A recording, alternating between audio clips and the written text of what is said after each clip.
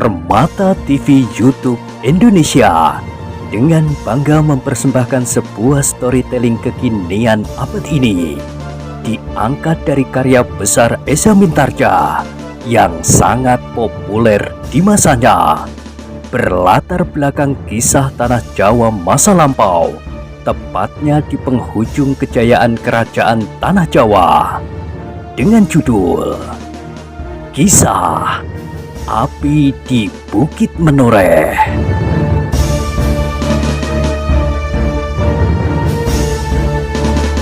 Pada kesempatan yang sangat baik ini, kita masuk pada episode yang ke-305. Selamat menikmati.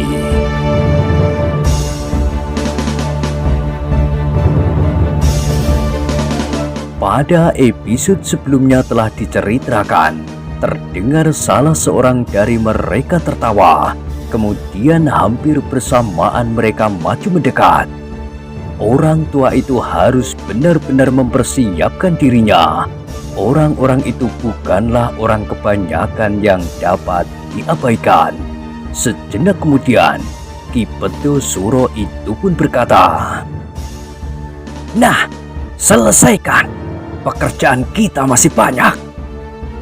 Serentak ketiga orang itu menyerang dari 3 jurusan dengan senjata masing-masing yang berbeda-beda. Mereka berusaha sekaligus menghancurkan lawannya. Salah seorang dari mereka mempergunakan sebuah tombak pendek berduri pandan. Sentuhan senjata itu dapat menyobek kulit Dedel Duel. Seorang yang lain bersenjata sebuah golok yang besar, sedang yang seorang lagi bersenjata pedang. Tetapi orang tua berkumis itu cukup sadar. Dengan sigapnya ia menghindari serangan-serangan itu, dan bahkan salah seorang daripada mereka telah membenturkan dengan senjata orang tua itu.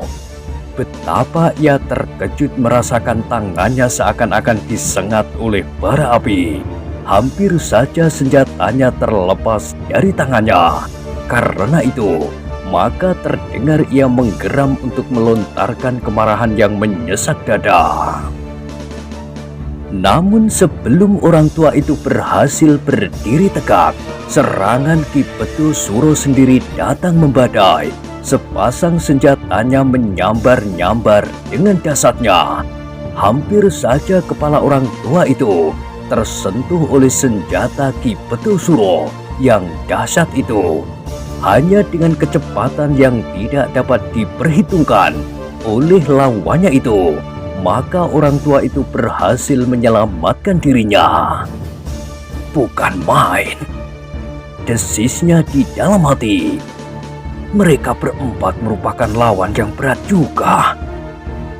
Karena itu, maka orang tua itu tidak lagi dapat berlengah-lengah barang sekejap pun menghadapi mereka berempat. Maka tugasnya agak lebih berat daripada berhadapan langsung dengan seorang Ki Tambak Wedi, karena ia harus memperhatikan beberapa arah sekaligus. Untunglah bahwa orang-orang Ki Tambak Wedi mempunyai kegemaran membakar rumah, lumbung dan bahkan kandang-kandang kerbau, sehingga nyala api itu telah membantunya untuk melihat lawan-lawannya yang datang dari berbagai arah.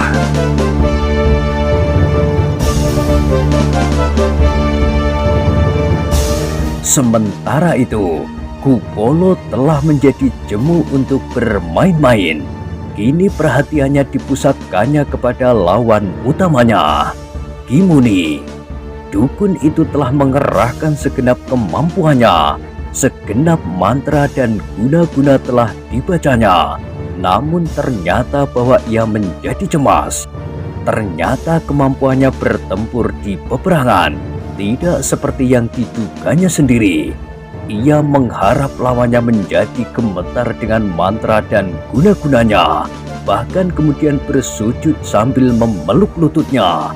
Sementara ia dapat menggoreskan pedang di leher lawan itu. Tetapi lawannya yang gemuk itu sama sekali tidak terpengaruh oleh mantra-mantranya. Danyang Prapatan, gedung-gedung dan pereng-pereng bukit menoreh ternyata kali ini tidak merestuinya. Bahkan jimat-jimat yang tergantung di lehernya, taring celeng jantan, keong buntet, dan segala macam bebatuan dan kayu-kayuan sama sekali tidak menolongnya.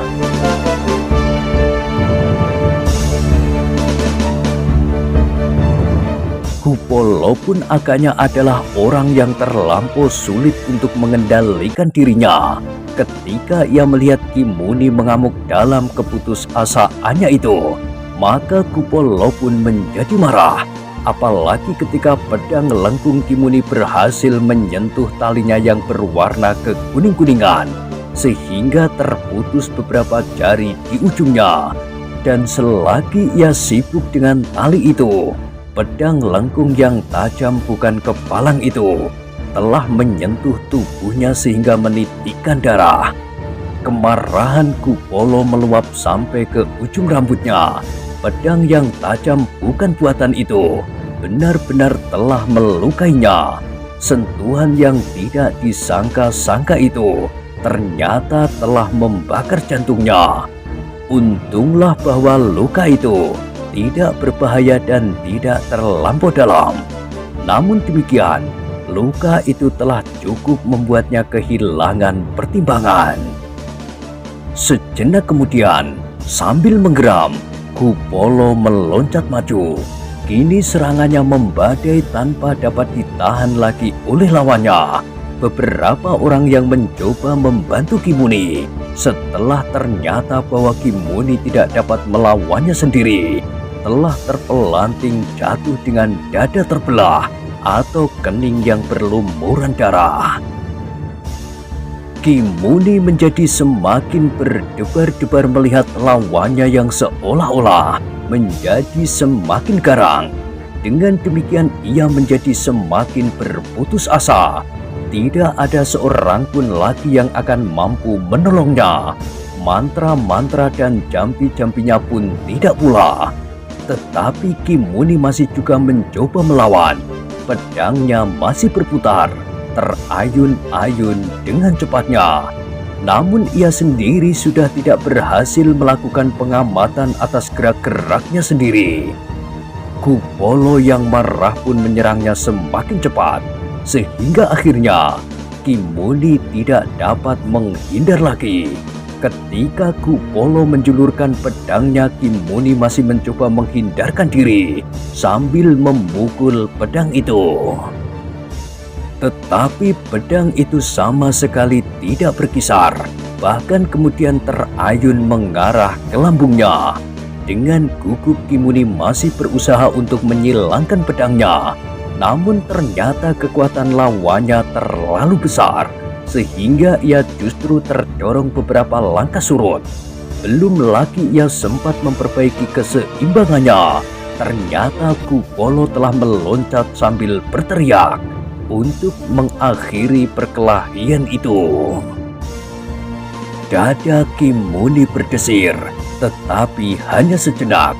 Kemudian serasa tubuhnya terdorong beberapa langkah, dan selanjutnya ia tidak tahu apa lagi yang terjadi atas dirinya.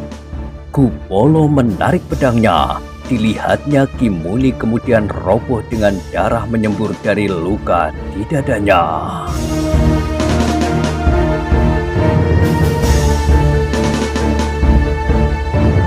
Kematian Ki Muni benar-benar telah berpengaruh pada anak buah yang dipimpinnya. Tiba-tiba mereka merasa ngeri melihat anak muda yang gemuk berjambang lebat itu. Tanpa mereka kehendaki, mereka pun berusaha bergeser menjauhinya. Namun mereka tidak dapat menghindar dari pertempuran itu. Di mana-mana mereka bertemu dengan lawan. Karena para pengawal tanah perdikan menoreh pun telah menyebar di segala medan. Bukan saja para pengawal yang masih muda, tetapi hampir setiap laki-laki yang setia kepada Ki Arkopati mengangkat senjata. mereka yang telah menyimpan senjata-senjata mereka karena umur mereka telah merambat semakin tua pun, ternyata telah menarik senjata-senjata itu dari warangkannya. Bahkan mereka yang hampir tidak pernah memegang senjata pun telah bangkit dan ikut dalam peperangan yang hiruk pikuk itu.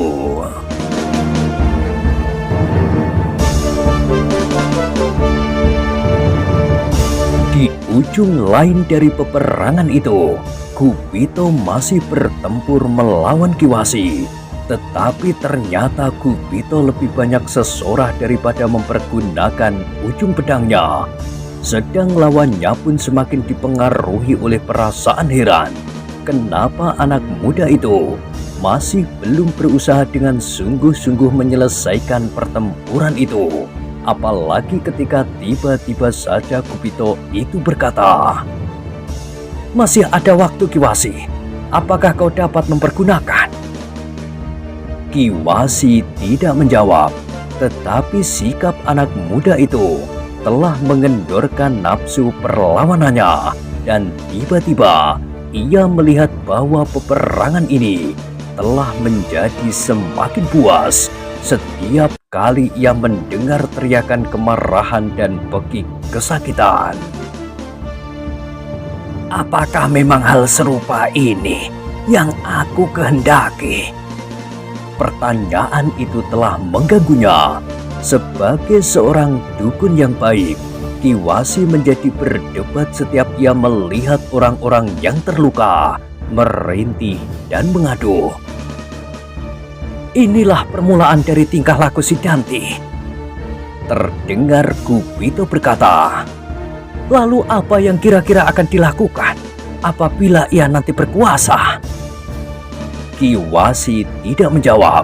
Sepasang trisulanya masih berputaran, meskipun ia sadar bahwa hal itu tidak akan banyak gunanya.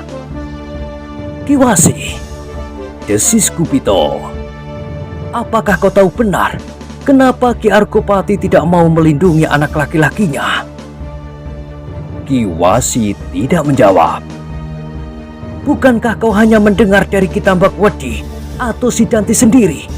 Bukankah kau belum mendengarnya dari Ki Argopati?" Kiwasi masih tetap berdiam diri, namun perlawanannya semakin lama menjadi semakin lemah, apalagi karena ia menyadari bahwa lawannya sama sekali tidak ingin membunuhnya. Meskipun Gupito melukai juga 1-2 orang yang berusaha membantu Kiwasi, tetapi ternyata Kiwasi sama sekali tidak disentuh oleh ujung senjatanya. Meskipun demikian, setiap kali kata Gupito serasa lebih tajam dari ujung senjata yang digenggamnya. Kini ia melihat akibat dari pembangkangan si Danti. Pasti ada suatu alasan kenapa Ki Argopati tidak mau melindungi si Danti saat itu. Pikiran itu seakan-akan baru saja tumbuh di kepala Kiwasi. Atau mungkin si Danti dan Ki Tambakwedi memang ingin mempercepat penyerahan kekuasaan tanah perdikan ini supaya mereka dapat berbuat sekehendak hati. Karena itu, maka Kiwasi pun menjadi ragu-ragu. Perlawanannya menjadi semakin tidak berarti, sehingga Gupito ternyata lebih banyak melayani lawan-lawannya yang lain daripada Kiwasi sendiri.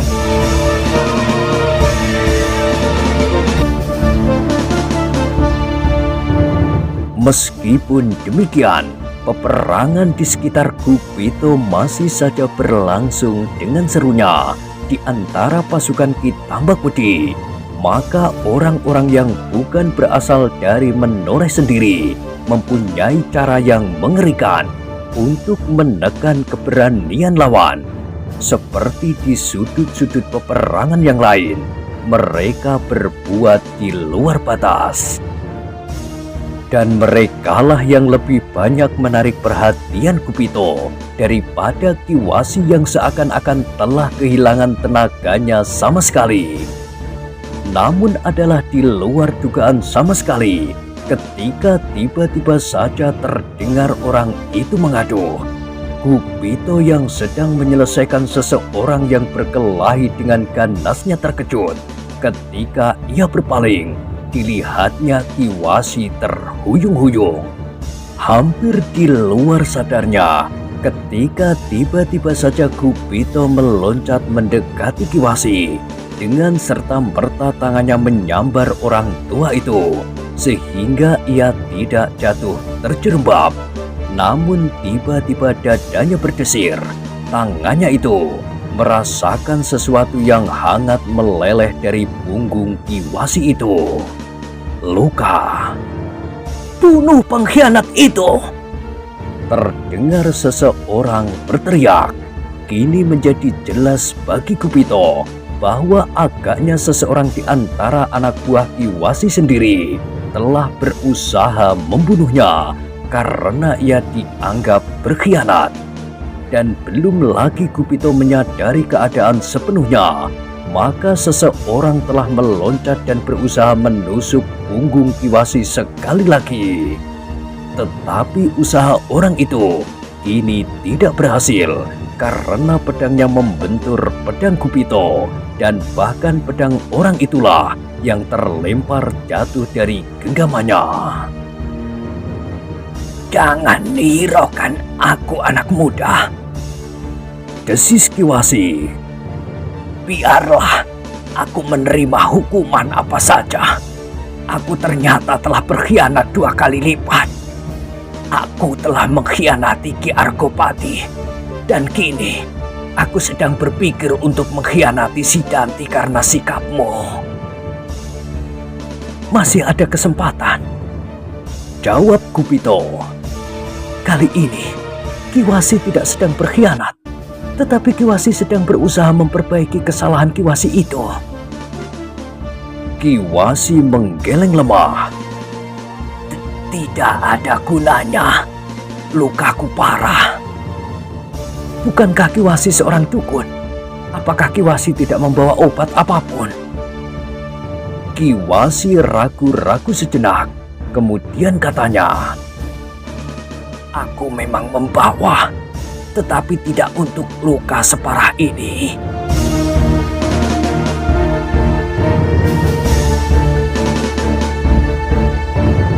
Hiruk pikuk peperangan menjadi semakin seru, sementara tubuh Kiwasi pun menjadi semakin lemah.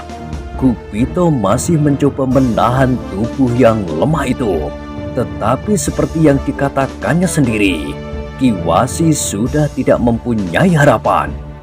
Kupito menarik nafas dalam-dalam sambil ia memegangi tubuh itu dengan tangan kirinya, sedang tangan kanannya masih menggenggam pedangnya erat-erat.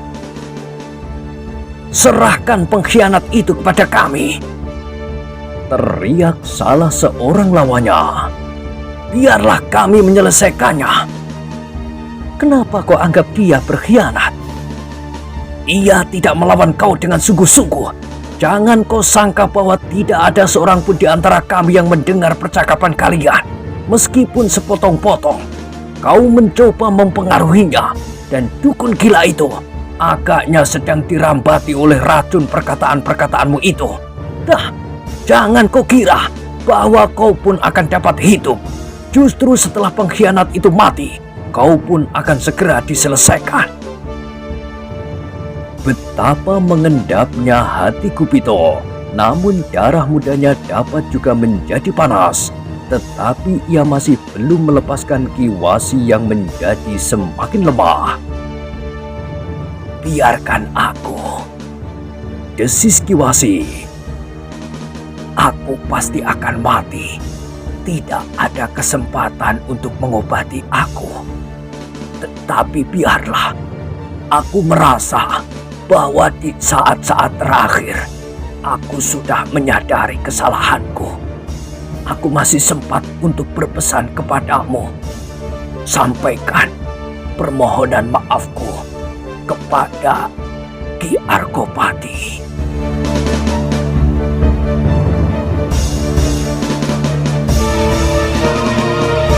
Kupito tidak segera dapat menjawab. Ia melihat penyesalan yang dalam di mata Kiwasi, sehingga ia menjadi semakin iba karenanya. Tetapi agaknya Kiwasi memang sudah tidak akan dapat tertolong lagi. Sejenak kemudian, orang tua itu menjadi semakin parah. Nafasnya seakan-akan saling berkejaran, dan sejenak kemudian terdengar ia berdesis, "Tinggalkan aku." Kupito tidak sempat menjawab lagi. Orang itu menghembuskan nafasnya yang terakhir. Kupito pun menarik nafas.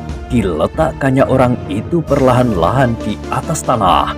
Lidah api yang menjilat ke langit menerangi wajah yang menjadi seputih kapas itu dengan cahayanya yang kemerah-merahan. Pada saat Kupito sedang merenungi Kiwasi itu, hampir saja ia menjadi lengah ketika salah seorang lawannya berhasil melepaskan diri dari para pengawal tanah perdikan, sehingga dengan sebuah loncatan yang panjang, ia berusaha menusuk lambung Kupito. Untunglah Kupito menyadari keadaannya tepat pada saatnya ketika ia mendengar salah seorang pengawal berteriak, "Hei, Kupito, awas orang itu!" Kupito masih sempat berguling sekali, kemudian melenting berdiri beberapa langkah dari lawannya.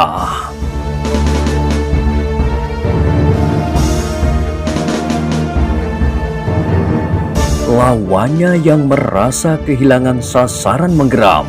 Sekali lagi ia meloncat menyerang Kupito dengan garangnya. Namun kali ini Kupito telah siap menerimanya. Malang bagi orang itu, Kupito yang pikirannya masih dipengaruhi oleh kematian Kiwasi di ujung jalannya kembali itu, tidak dapat mengatur perasaannya.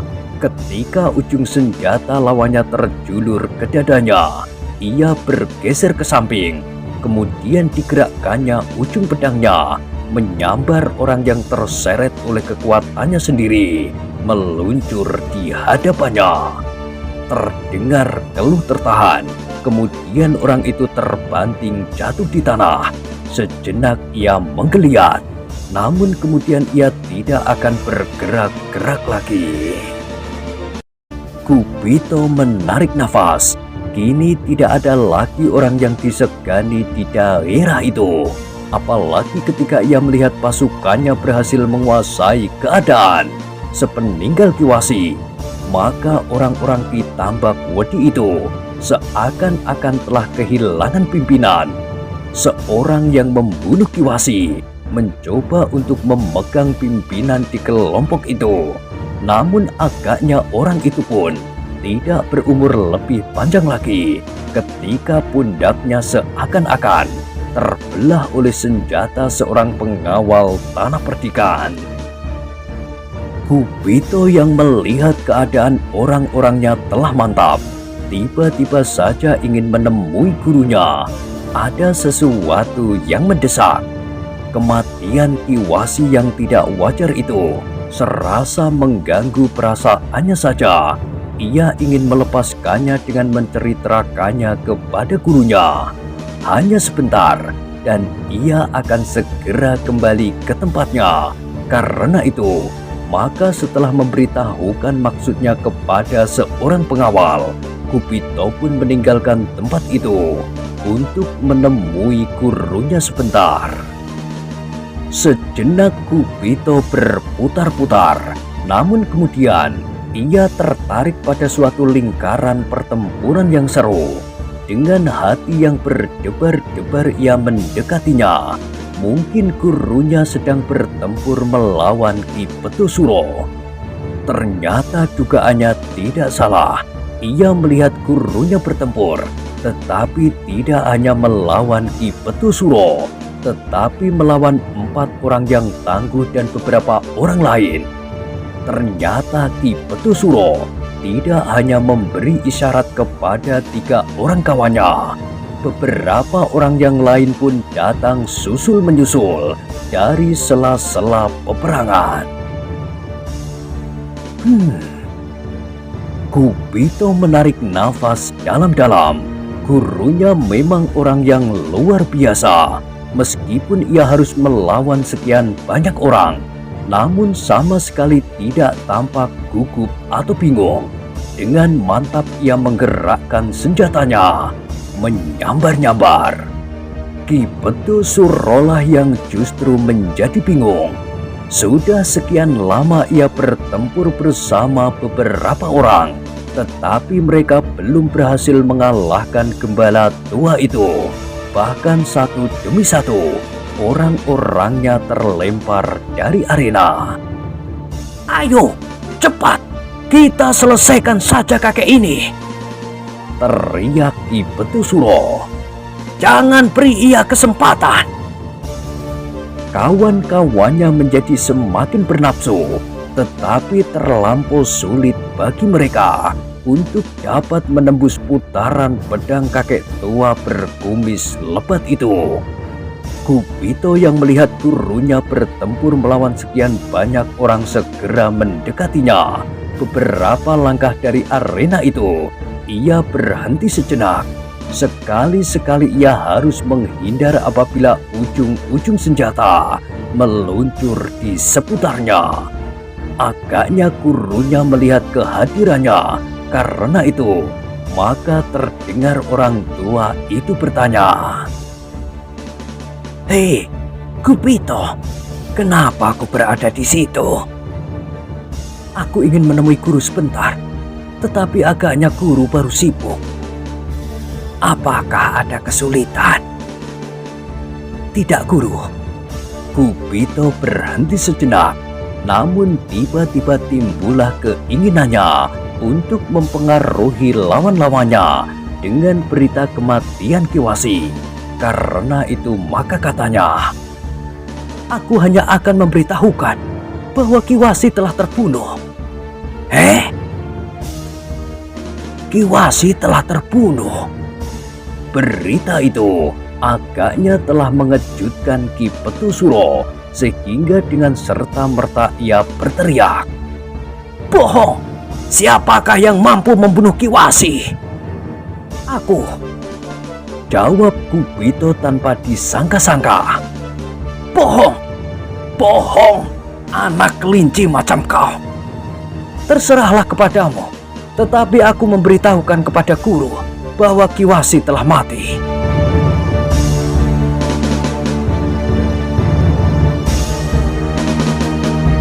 "Kau bunuh dia?"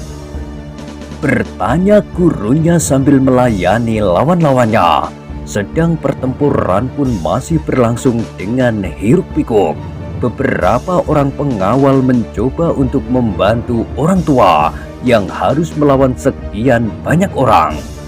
Tetapi orang-orang Ki Petusuro pun semakin banyak pula yang datang membantunya. Sehingga seperti juga orang-orang menoreh mempersiapkan diri mereka melawan pemimpin-pemimpin pasukan Ki Tambakwedi dengan sekelompok kecil. Agaknya demikian pula lah yang dilakukan oleh Ki Petusuro. Dalam pada itu terdengar Gupito menjawab pertanyaan gurunya. "Tidak, guru, aku tidak membunuhnya." "Nah," teriak Ki Petusuro, "bukankah kau sudah membual? Kiwasi tidak mungkin mati." "Benarkah begitu?" bertanya gurunya. "Tidak, Kiwasi memang sudah mati, tetapi memang bukan aku yang membunuhnya. Ia telah dibunuh oleh anak buahnya sendiri." "Gila!" teriak Ki Petusuro. "Iya, sebenarnya lah begitu." Ki Petusuro terdiam sejenak. Sepasang senjatanya dengan dasarnya berputaran melanda lawannya. Tetapi lawannya benar-benar seorang yang sangat tangguh. Meskipun demikian, betapa tangguhnya seseorang, namun untuk melawan sejumlah orang yang berilmu pula, agaknya memerlukan terlampau banyak tenaga dan pemusatan pikiran. Guru, tiba-tiba Kubito berkata, apakah aku boleh ikut dalam permainan ini? Bagaimanakah dengan tugasmu? Tidak ada hal yang menarik sepeninggal Kiwasi. Bohong! Bohong! Ki Petusuro berteriak-teriak, namun Kubito sama sekali tidak menghiraukannya. Baiklah, jawab gurunya. Tetapi berhati-hatilah, lawan kita adalah orang-orang yang buas dan liar. Persetan! Geram Ki Petusuro. Kau berdua adalah orang-orang yang paling licik. Kalian mencoba mempengaruhi perasaan kami dengan cerita yang mentertawakan itu. Kubito masih belum menanggapinya. Kini ia maju semakin dekat. Kemudian ia meloncat masuk ke dalam arena. Yang mula-mula ditanganinya adalah mereka yang sedang bertempur melawan para pengawal yang mencoba membantu orang tua yang berkumis itu. Namun kemudian ia merambat semakin dekat, sehingga akhirnya ia sudah berada di ujung lingkaran pertempuran yang seakan-akan terpisah ini. Setan alas, kau ingin mati lebih dahulu? Geram salah seorang pembantu kepercayaan Ki Petusuro, tetapi Kubito tidak memperhatikannya sama sekali. Bahkan kemudian perhatiannya tertarik kepada dua orang yang sekaligus terluka ketika gurunya mengayunkan pedangnya. Guru memang bukan seorang pembunuh, desisnya, dan ternyata meskipun tidak mati, namun kedua orang itu sama sekali sudah tidak mampu lagi untuk melawan karena luka-lukanya. Bersama Kubito, gurunya bertempur melawan orang-orang Ki Petusuro, namun orang-orang itu sama sekali tidak menarik perhatiannya. Yang penting baginya adalah memotong induknya, Ki Petusuro sendiri. Dengan hadirnya Kubito di dalam pertempuran itu, maka gurunya kini lebih banyak mendapatkan kesempatan untuk memusatkan perhatiannya kepada Ki Petusuro. Ia sudah tidak lagi terlalu banyak diganggu oleh senjata-senjata yang berkeliaran di sekitarnya, karena sebagian dari mereka harus melayani Kubito yang bertempur seperti burung sikatan. Tekanan yang semakin lama semakin berat ternyata tidak dapat lagi dielakkan oleh Ki Petusuro. Sehingga karena itu, maka ia harus lebih banyak mengerahkan segenap kemampuan yang ada padanya, diperasnya segenap tenaganya untuk dapat bertahan terus di antara beberapa orang-orangnya yang terpenting. Namun gembala tua itu dapat bergerak secepat angin. Kemana ia pergi, ujung senjatanya selalu saja mengikutinya. Seolah-olah ujung senjata itu mempunyai mata yang dapat melihatnya. Persetan! Ia menggeram dan tiba-tiba saja ia bersuit beberapa kali dalam nada yang khusus. Apalagi yang akan dilakukan oleh iblis ini? Pikir gembala tua itu, dan ternyata ia tidak perlu menunggu lebih lama. Tiba-tiba seperti laron mengerumuni nyala api, beberapa orang anak buah Ki Petusuro menyerang gembala tua itu sejadi-jadinya dari segala pihak. Orang tua itu adalah orang yang cukup berpengalaman. Ia pernah bertempur melawan berbagai macam kelompok dan gerombolan. Ia pernah bertempur melawan laskar yang teratur, melawan prajurit, melawan penjahat, dan melawan gerombolan-gerombolan liar. dan ia pun mengenal watak dari para pemimpin gerombolan-gerombolan liar seperti Ki Beto Suro itu. Juga sikapnya kali ini. Dengan demikian, maka gembala tua itu segera dapat mengambil kesimpulan bahwa Ki Beto Suro telah berusaha mempergunakan orang-orangnya menjadi perisai, sementara ia akan melarikan dirinya.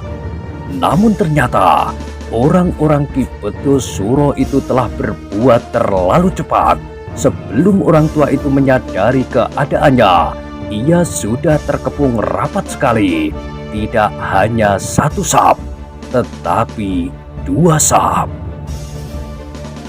Bukan main. Ia bergumam. Begitu taatnya mereka terhadap pemimpinnya. Namun dengan demikian, orang tua itu menyadari bahwa ia memerlukan waktu untuk memecah kepungan itu, dan waktu itu agaknya akan dipergunakan oleh Ki Beto Suro untuk melepaskan dirinya dari tangannya. Orang itu sama sekali tidak akan merasa bertanggung jawab atas akibat dari perbuatannya itu. Ia tidak akan mempedulikan lagi apakah yang akan terjadi dengan peperangan ini. Apabila Ki Beto Suro sendiri telah berhasil melepaskan dirinya, maka orang-orangnya pun pasti akan segera berusaha lari sejauh-jauh mungkin dapat mereka lakukan. Karena itu, maka gembala tua itu pun hanya dapat menggeram. Ini ia harus berusaha secepat-cepatnya memecahkan kepungan itu. Namun harapan untuk tetap menguasai Ki Beto Suro menjadi semakin kecil. Yang didengarnya hanyalah suara tertawa Ki Beto Suro berkepanjangan di antara dentang senjata beradu. Tetapi tiba-tiba suara tertawa itu terputus. Sambil meloncat menghindar, Ki Beto Suro mengumpat. Ketika diperhatikannya, maka seorang anak muda yang tiba-tiba menyerangnya adalah seorang anak muda yang gemuk.